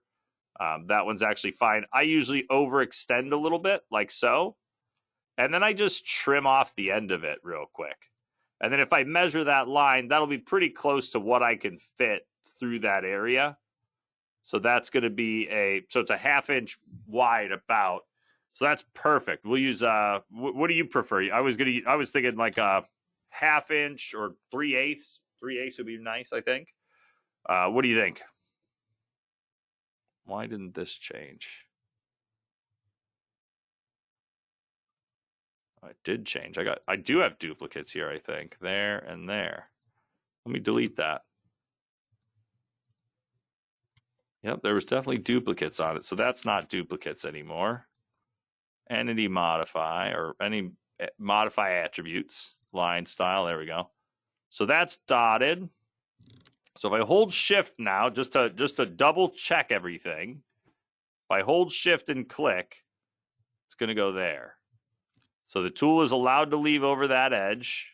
Yep, that's where it's going to leave from. And we might possibly need to extend this. We'll find out. Sometimes when you get these edges, these sharp corners, the tool will leave and wrap around and hit the wall. But we'll try it out without it. So he said, let's go with a 1/2 inch to rough, 1/4 inch to finish. All right, mill. I can walk through the whole thing. Yeah, so mill 2-axis, select geometry. Again, hold shift when you pick your geometry to ensure that you're getting good geometry. With the way we had this originally, the geometry being on 2 different levels would have messed everything up. You couldn't hold shift. And I actually think there was a duplicate here the whole time that I somehow missed. Now the top, let's go here. Let's turn on our CAD model. We're going to say that the top of the geometry is, I'm just going to pick it off the solid here. Your origin's there. Okay, so we're going to say the top is here. Don't know why it picked it that way. And the bottom is down on that level there. So 1/4 inch deep, hit OK. And then go next. Next again. Yeah, yep, that's fine. So we're going to go with pocketing with a pocket and a profile finish here. And just kind of next our way through. So here we have that's our 1/4 inch. We got a 1/2 inch in here, 1/2 inch flat. There you go. So the problem I could see having here, I'll go with an advanced pocket. Remember, you can't do open pocketing with a standard pocket. I'll go with an offset pocket out even. We'll find out if that's right. Step over percentage. Now, this is where it could get a little bit weird. And that 1/2 inch rougher could be a problem because we only have, about a 1/2 inch, 506. And so the way you got to kind of think about this is when we get to the next page, when we do our allowance, we got to take that off of the amount that we have. So if we have, let's call this an even 1/2 inch, and we set our allowance to 15 thousandths, that's going to be 15 thousandths off that wall and 15 thousandths off that wall. So you take your 1/2 inch, you subtract your 30 thousandths, you just add the 2 of them together, and we're left with 470. That might be a big reason why your 1/2 inch tool doesn't fit here. But let's change it up a bit. What I'm going to do is I'm going to add another pocket into here. So I got a pocket, that's going to be my 1/2 inch. I got another pocket that I'll use as a 1/4 inch, and then I have my profile finish, which I'll use my 1/4 inch for. Or you could use a 3/8 on the second pocket, or just do a pocket and a profile finish and switch to a 3/8 tool. Most of your 3/8 tools take off as much as your 1/2 inch tool anyway, because the chip load's usually the same. So something to think about, but we'll go with our 1/2 inch first. We're going to do the offset pocket out. We'll do a step over of, I'll just say 25%, nothing too crazy. You could also go with adaptive roughing and do some high-speed machining on that. Side allowance, 15 thou. We'll do it in one pass, 1/4 inch. Leads, I'll just plunge in. With the open pocket, we should be starting off the geometry. Machine sequencing, optimized. Links, advanced feeds, done. All right, so the second pocket we're going to use is 1/4 inch tool. On the patterns of this, though, we're going to use an advanced pocket, again, with the offset pocket out and the same, we'll say 25% step over. This time, though, I'm going to turn on rest roughing. So this toolpath should recognize all the locations where the half-inch tool already cut and just go add the extra toolpath that's needed to clean those up. So it should be able to get into this back area and give us a clean finish. Again, going with a 3/8 tool, we could avoid one of these tool paths altogether, but it's up to you. So leads, not too worried about any of that stuff there. It's only one pocket, so optimize doesn't really matter. And then profile finish, we're going to use, we got a 1/2-inch finisher. We'll use our 1/4-inch tool once again. And next, compensation, going to turn on double comp for left. That's all good. Looking at this, I don't know what lead is going to be the best. I'll usually go circular in that case because we do have, it should treat this like an open-ended cut here, like just an open profile. Rule of thumb, let's go with an 1/8 inch length and an 1/8 inch radius, just half the tool diameter.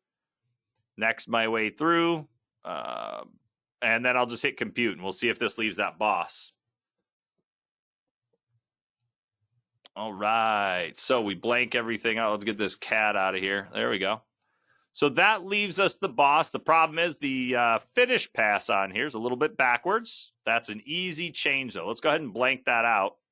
So here's our first pocket, and that's what I was talking about. I knew this was going to happen when it got back here, just because of the spacing that's back there. And you always have to take the distance that you have, you know, our 1/2 inch, and then remember to subtract your allowance. Even if we only left, 5 thousandths on either wall, that's still 10 thousandths of allowance. That makes this gap a little bit too small. So that could be a problem. There was also that duplicate piece of geometry. I don't know if that was me or yours. So check yours. Make sure you don't have duplicates there. I noticed it when I converted it to a dotted line, that there was still a solid line through it. So look at that. So there's our first 1/2 inch. Again, doesn't fit there. Then we use our 1/4 inch. It just goes in and cleans up that area. And then we use our 1/4 inch once again. Now you'll see that this finish pass is going the wrong way. And that's just the direction that the chain is pointing in. So right here under default chain start point, I'm going to right click on that and say modify. I'm going to pick, we'll go right there. And then I'm going to click the tip of the arrow. And that was something I should have fixed at the beginning of this. When I first picked the geometry, I should have checked that out, right there, and then hit OK. And now when I go and recompute this whole thing, I didn't need to recompute the whole thing. I just needed the finish pass. There it is on the outside. So there we have it. So Brock said, I think it's me. I didn't extract edges because I did translate my CAD to be in a better position. Absolutely. The one thing you want to do when you do your extract edges next time, and look here, let me just copy and, oh, this is multiple models here. Wait, hold on here. You got two bosses here. This one's sitting at what height? This one's sitting at Z 1/4 inch, and then there's one below it. I can't get it. I gotta turn that off, and then there's another one sitting at 0.24. Imported from Fusion. Usually when we import, we just bring in the origin wherever it was at in whatever CAD system it came from. So Fusion shouldn't really have anything to do with it. I'm just going to grab all these pieces here, and I'm just going to go home, copy. And then I'll go home or new window, then home and paste. So there it is right there. Your origin is on that floor. I got what you did. You moved your part so your origin was in the right spot. Got it. That makes sense.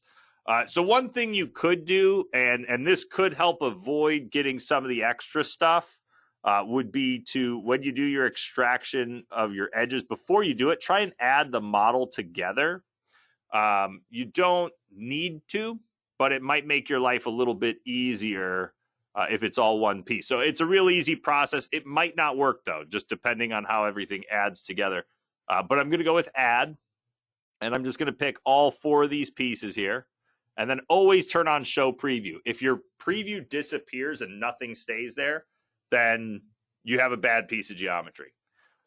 If it all shows up like it did here, we can just hit OK. And now when we go and touch that model, it's all going to light up as one. Did that make any difference to what we're doing right now? Absolutely not. It just makes it easier for me to think about when it's all one piece. When you go to extract your edges next time, the first thing I would do is kind of find out where you want to work. Remember, with 2-axis toolpaths, we really don't care about where the geometry sits above or below the part. But we do want all that geometry to be on the same Z plane. So what we ran into earlier was there was that piece that was, a 1/4 inch higher than the rest of it. And that usually just comes from you extracted this edge of lines and then you extracted this edge or whatever order you did it in. When you think about the height of something floating above your geometry, you guys have heard me say this when I talk about 3-axis toolpaths with boundaries. A boundary can sit above a part 100 inches. It doesn't matter, because when we look at it, or when BobCAD's creating the toolpath and when your machine's machining it, we're always looking down on the Z. We're always looking there.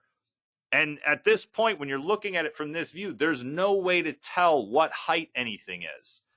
This right now could be a pocket that goes into the part a little bit. It could be a pocket that sticks out 2 inches, or a boss that sticks out 2 inches. We really don't know when we're working with this kind of geometry. So what I usually do is, get your stuff perfect. And I like the way you got this. You put your part right on the origin. That's what we're going to use when we go to do our cam, when we do our stock. So right here, I'll just create this piece of stock. I don't know what you use. I'm just going to use that for now. And then your origin is already there.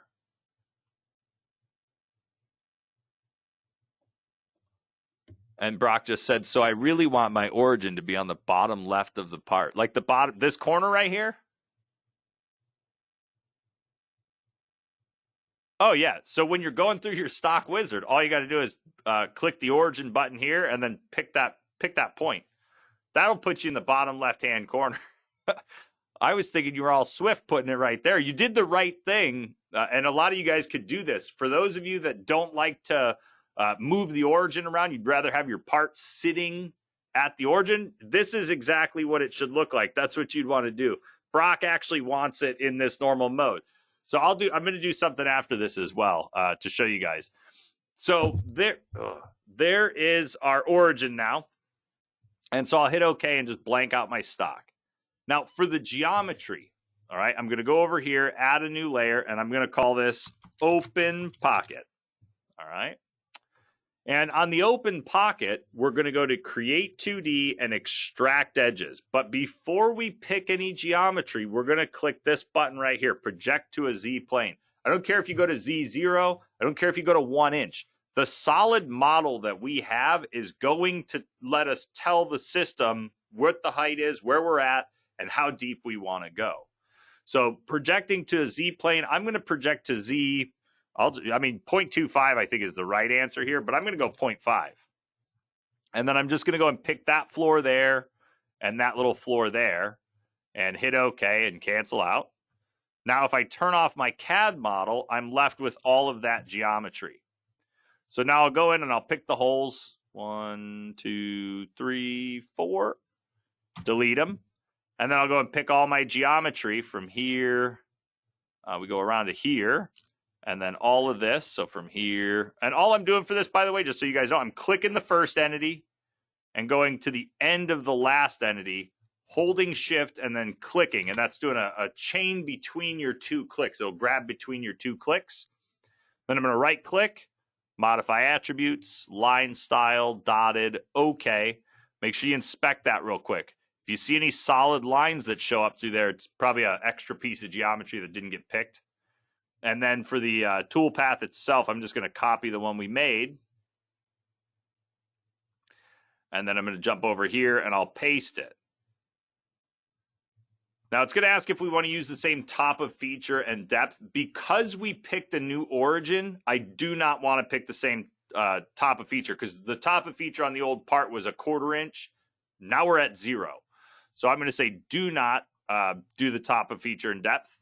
And then for the geometry, I'll just right click, say reselect. And I always like to hold shift when I pick my geometry, because I feel like it's the safest way to go. And you know what? We'll try and do this pocket as well, see if we can do them all together. I think they're at the same depths. Now notice that the geometry we selected is way higher than is shown right here. It knows that the top of part is where we put our origin. And the top of part's currently at 0. So we just have to come in and say pick bottom, pick an edge that represents the depth we want to go to, and then hit OK. And we'll go ahead and recompute and see what this thing gives us.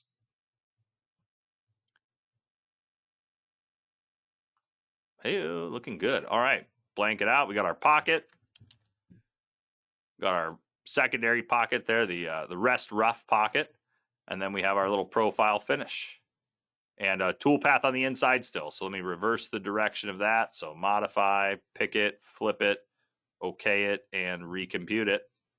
There we go. That puts us on the right side. So there we go. That's our little pocket right there. Yeah, that's it. Now, I do want to show you guys one last thing. Let me save this thing for you real quick, Brock. Where is it? That.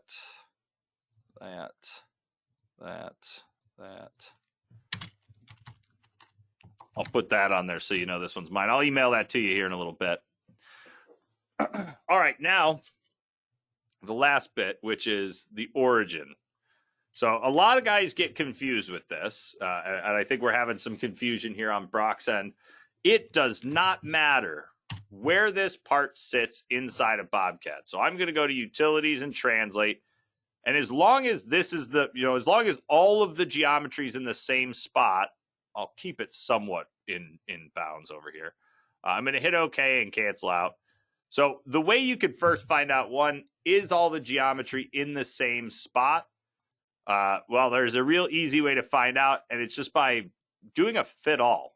If you hit that magnifying glass with the A inside of it, right there, it'll find the geometry. If it zooms in and it's something like that, there's another piece of geometry somewhere else in the screen that's telling it that it's not allowed to kind of zoom in. But I'm just going to fit all. There's our part. Now, again, it is more difficult rotating out here.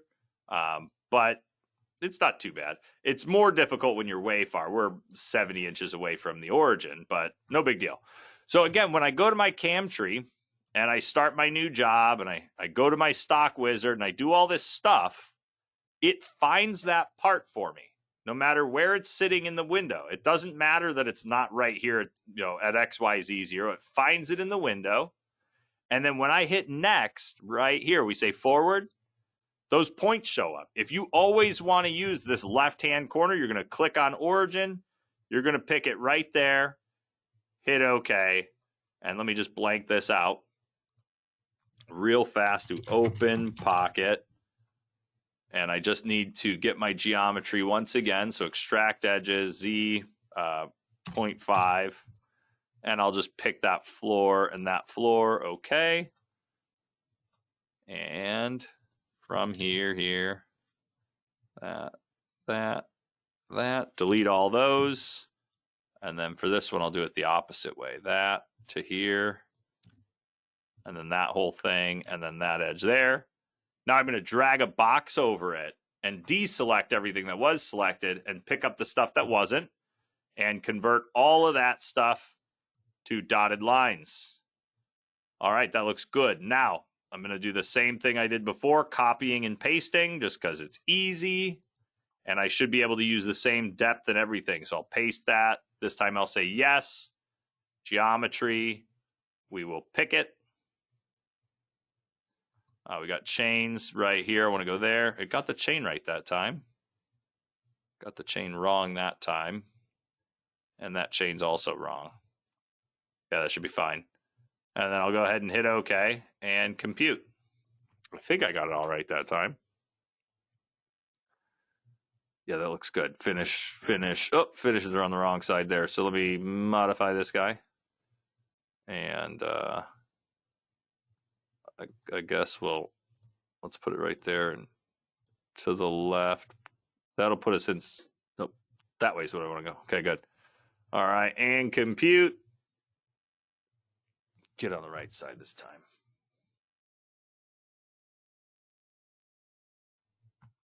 I was lying. Only one of them was good. Right here to the left. There we go. Put this on the inside. Perfect. Okay, good. Okay. And compute. All right, last time. There we go. So the difference between where this thing's sitting now, if we were to go, I mean, depending on the start point or whatever the cuts are or anything, if I post the code here, and this should be pretty generic code. Let's look at line number 4 here, this G90 and then the XY. And let me go over here and let me post the code here. I think it's pretty close. 2999. I think they're starting in the same spot. Yeah. So notice that the code between these two, we're just looking at line number 4 here.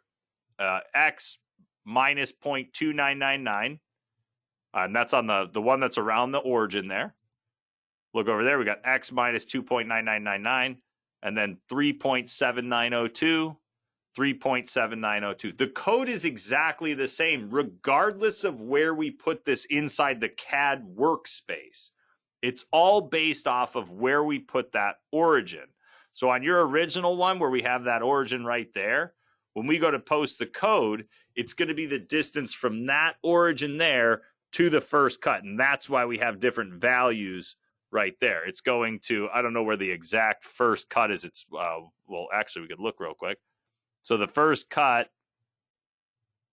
backplot, there it is starting right here. So that's the location in which it's starting. And I'm pretty sure, let's look at the other one real quick. We'll do this one because I got the toolpath on. This one, backplot, is also starting in that exact same location, but you'll see the differences in their code over there. So that'll be the big thing, just making sure you pick the right origin. Again, when you're going through your stock, it's going to be the last page of the stock wizard. A lot of people hit OK one step too early when they're doing their stock wizard. Let me do this. A lot of people will get to this point where they've just defined this, and then they have their part in the, they have their part kind of in a spot like you did. Your origin was at, XYZ0. Your part was situated there. So when you hit OK here, you miss out on the last page of the stock wizard. And the last page is the one where you're going to pick your origin. It's one of the most important ones. So you go to your origin, and then, just always pick that bottom left-hand corner. If you're running a mill, you're usually going off the top of the part. For any of you guys that might be running a router, you're either going to go off the top of the part or the spoil board. It really depends on how the router's set up. Some of them don't really let you pick the Z level. It's all based off that spoil board. So something to think about. But yeah, that's it. All right, let me get rid of that extra one. Delete that. Yes. All right, let me save this. And I'll send it back to you.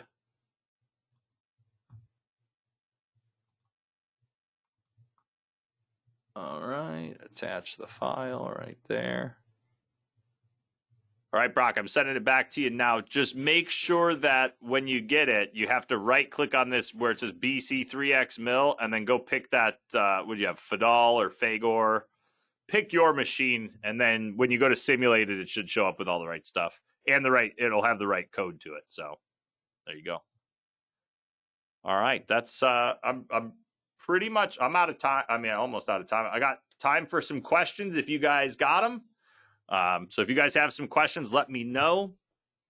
And let me know what you think. If you guys like this method a little bit more, we changed this from last year. We used to do 4 hours for this. We dropped it down to 2, and we're doing it in the afternoon. So, and we went to Wednesdays. We used to do Tuesdays and Thursdays. So it's just going to be Wednesdays from now on. Yep, from 1 to 3. And we're still going to go over the same kind of stuff. one of the complaints we got from you guys when I sent out my little survey was that it's a little too long sometimes. So yeah, we dropped it down to 2 hours for this year. We're going to see how it goes. This is the first one, and I wish it was more prepped on my end. I was off work last week, so I didn't prep all of this beforehand. So yeah, if you guys got any questions, feel free to throw them in the questions box. And if you guys have any part files like Brock did, feel free to send those in, and we'll look at them and see where we could squeeze them in. As long as you're okay with other people seeing your part files, it's one thing you could do. So yeah, send us part files. If you guys want us to go through some of your stuff that'll help you, it's kind of, we run out of things to talk about pretty quickly when we're making up our own parts. So as you can see from how simple I went today. So, all right, guys. Like I said, I'll be here for a few minutes. If you guys have any questions, I'll pop back in. Otherwise, have a good one. We'll see you next week. If you want to join, next week is on, what is it on? Next week is laser plasma water jet specific. So yeah, if you guys have any questions or anything that comes up, let us know. Otherwise, yeah, we'll see you next week or in 2 weeks. Which is the 19th. We have our 3D CAD and CAM, which I might have to actually cancel because none of the trainers are going to be here. So I'll figure it out and let you guys know. Thanks, Brock. Have a good one. And yeah, if you guys have any questions, I'll be here for a few.